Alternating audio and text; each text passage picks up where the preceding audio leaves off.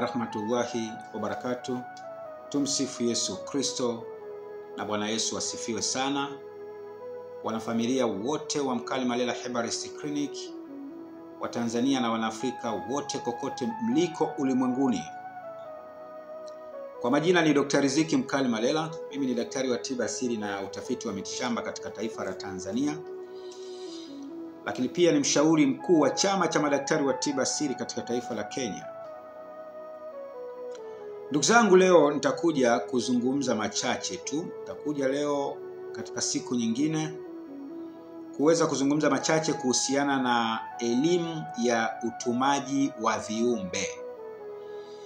Naomba nizungumze machache na hili somo I think linawahusu madaktari wenzangu. Kama ilivyo kawaida, jukumu langu ni kuhakikisha kwamba nagawa elimu kwa madaktari wenzangu, lakini pia nachukua elimu kwa madaktari wenzangu. Tunajua haya maisha ni temporary. Kwa hiyo unapokuwa na elimu fulani, usisite kuweza kumpa mtu mwingine, kwa sababu binadamu wote ni temporary. Leo tupo, kesho hatupo. Usiondoke na elimu. Yaani usije ukaondoka katika uso wa dunia ukaondoka na elimu yako. Kumbuka kuna vizazi ambavyo vinahitaji usaidizi. Kwa unapomwachia elimu mtu mwingine, inakuwa ni usaidizi mzuri sana, kwa sababu tayari unakuwa tayari umeshapandikiza ile spirit iendelee kuweza kusaidia waliosalia. Kwa hiyo jukumu langu ni kuhakikisha kwamba natoa elimu kwa kile nilichoweza kujaliwa na Mwenyezi Mungu kwa ajili ya madaktari wengine kuweza kuvuna, lakini pia mimi navuna kutoka kwao. Sasa leo nitakwenda kuzungumzia elimu ndogo tu kwa ufupi, elimu ya namna ya kuweza kutuma viumbe. Ndugu zangu, naomba niende moja kwa moja. Unapokusudia kuweza kuandaa kiumbe kwa lengo la kuweza kumtuma kazi, madaktari wenzangu, hapa naomba tuwe makini sana katika upande wa hiki ambacho ninachotaka kuweza kukitoa kwenu. Unapokusudia kuweza kuandaa kiumbe kwa lengo la kuweza kumtuma labda kwenye kazi. Nilishawahi kukutana na changamoto hii. Nimeandaa kiumbe. Kiumbe huyo, ikumbukwe hawa viumbe wako kwenye mifumo ya aina 2 mpaka 3. Mfumo wa kwanza ni kiumbe mwenye mifumo ya kimajini, yani majini wa Kiarabu. Nikiwa namaanisha mifumo ya viumbe hawa wa tarasimu. Huo ni mfumo wa kwanza. Na viumbe wote wa mfumo wa tarasimu ni viumbe wenye asili ya Kiarabu. Lakini pia viumbe wa pili ni viumbe wa mifumo ya miti, nikiwa na maana viumbe wa asili. Viumbe wa asili mara nyingi huwa wakiandaliwa lazima umpeleke mashenzini. Narudia tena. Kiumbe wa asili unapoweza kumuandaa, kanuni yake ya kwanza, umeshamaliza kumuandaa, lazima umpeleke mashenzini. Nazungumza mashenzini, I think madaktari mtakuwa mnanielewa. Na nimesema kwamba hii elimu ni ya madaktari. Sitaki kuweka wazi kabisa ili tukafaidisha watu wengine. Wewe kama ni daktari nikisema mashenzini utakuwa umenielewa. Ukishamwandaa huyo kiumbe wa asili, kiumbe wa miti, kanuni yake ni kuweza kumpeleka mashenzini aende akalale ndani ya siku 7 pale. Akishalala ndani ya siku 7 pale, unamtoa. Ukishamtoa unamrudisha ofisini kwako au mahali popote kwa ajili ya kwenda kumpa kafara. Nikiwa na maana kumpa sadaka. Ukishampatia sadaka, basi mtume kule ambako unakusudia kumtuma. Huyo ni kiumbe wa pili nimesema. Kiumbe mwenye mifumo, kiumbe wa asili ambaye anatengenezwa kwa mfumo wa miti. Katika aina 2 mpaka 3 za viumbe. Sasa narudi tena pale pale kwamba nilishawahi kupata changamoto moja. Nimeandaa kiumbe wa mfumo wa tarasimu. Hawa viumbe wa mfumo wa tarasimu kwenye kuwatuma, unapowatuma kwa mtu ambaye mtu huyo ana tabia ambazo si nzuri, nikiwa namaanisha kwamba labda tabia za kishetani zaidi. Kwa mfano, mtu huyo, tuchukulie tu mfano, mtu huyo anakuwa labda tabia yake kubwa labda ni pombe, bange, uasharati, mpaka anaingiliwa labda kinyume cha maumbile. Huyo mtu unayetaka kumtumia hicho kiumbe labda kwa lengo zuri la kutaka aondokane na hiyo dhana ya ulevi wa pombe, kupindukia uvutaji labda wa bangi, kupindukia uasherati, mpaka wanamuingilia kinyume cha maumbile. Labda mfano mzazi wake amekuja, mzazi huyo ana mtoto wa sampuli hiyo na amekuja kuomba msaada kwako.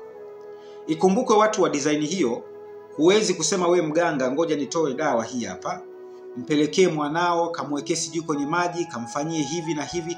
Ni ngumu.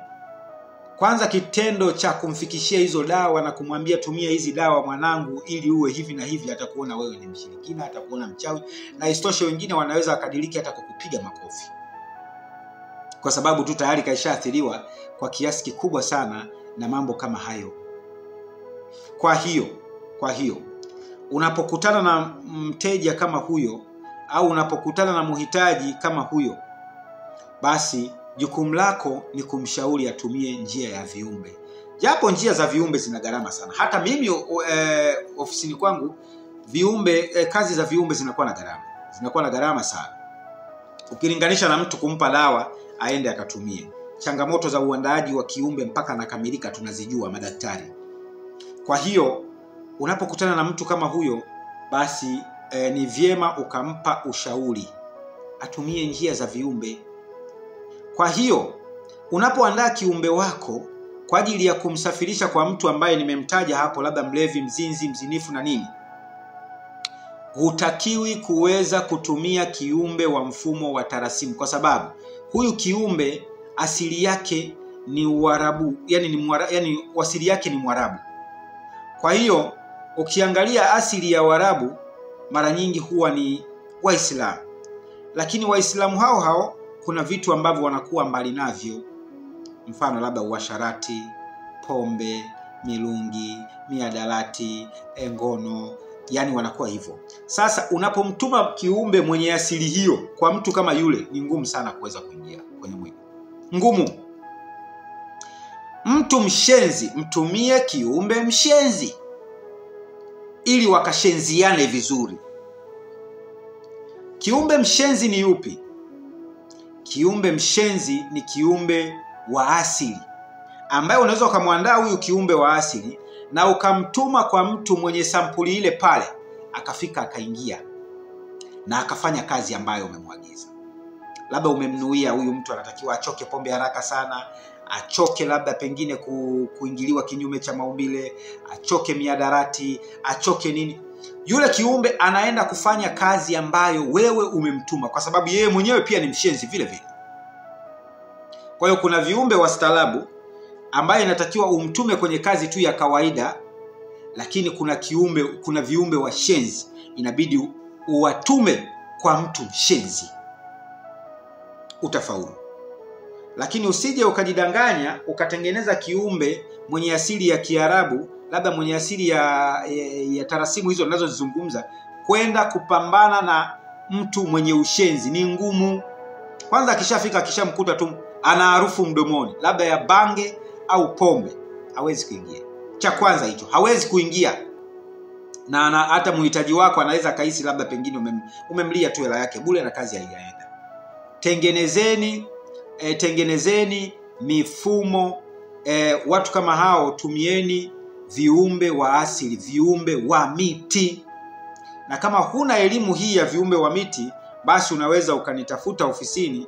Najua unaweza ukanipigia simu, lakini mara nyingi kwenye upande wa simu nakuwa busy. Lakini ukija jikoni kabisa, tumekaa mezani mimi na wewe hivi, tunapeana elimu hiyo ya viumbe wa miti, na unaenda kutengeneza mwenyewe kiumbe huyo.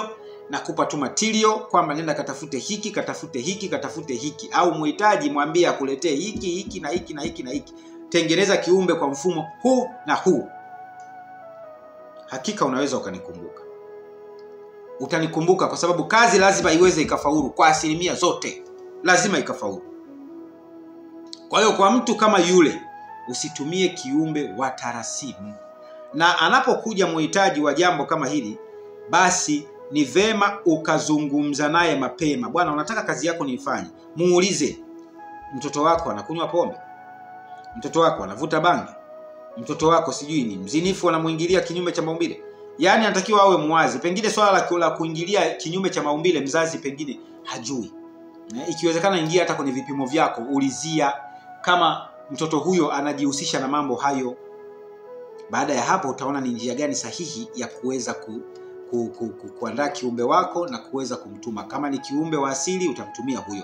Kama ni kiumbe wa majini, majini wa Kiarabu, basi utatumia katika mfumo huo. Kwa ni vema tuwe wadadisi. Unapoijiwa na muhitaji, basi ni vema tukawa wadadisi kutaka kujua kwamba mtoto wake yuko vipi na nini na nini. Kwa ndugu zangu, nimeona ni share na nyinyi elimu hii. Alafu unapomwandaa huyo kiumbe, hawa viumbe mara nyingi huwa kuna viumbe wa kupaishwa juu ya mti. Mfano hao wa asili, hata wa Kiarabu pia wapo, ambao unaweza kwenye kumtuma lazima umpeleke kwenye mti mrefu. Kwenye huo mti unapomfunga yule kiumbe chini, kuruka huwa ni ngumu sana kuweza kusafiri.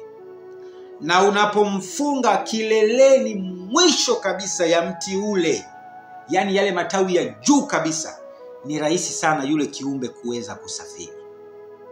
Hilo naomba niwaweke wazi. Kwa hiyo usije ukaandaa kiumbe wako halafu kaenda kumfunga labda chini ya nini, tuchukulie chini ya mwembe, yani matawi yale ya chini chini.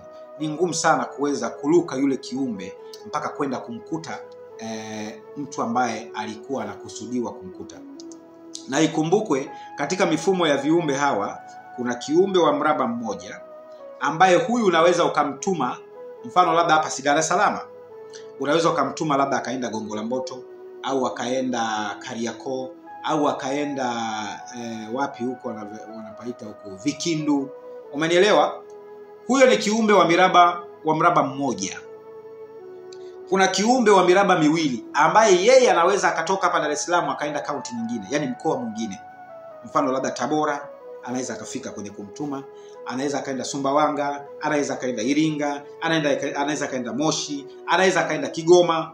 Huyo ni kiumbe mwenye uwezo, kwa sababu hawa viumbe wanatofautiana pia. Uwezo ukatengeneza kiumbe wa miraba miwili ukategemea aweze kusafiri kwenda US, kwenda Canada, kwenda Ethiopia, kwenda Italy, ni ngumu kiumbe wa miraba hiyo, kwa sababu atakuwa ni rahisi kuweza kuchoka na asifike anakokwenda. Hii ni elimu ya madaktari.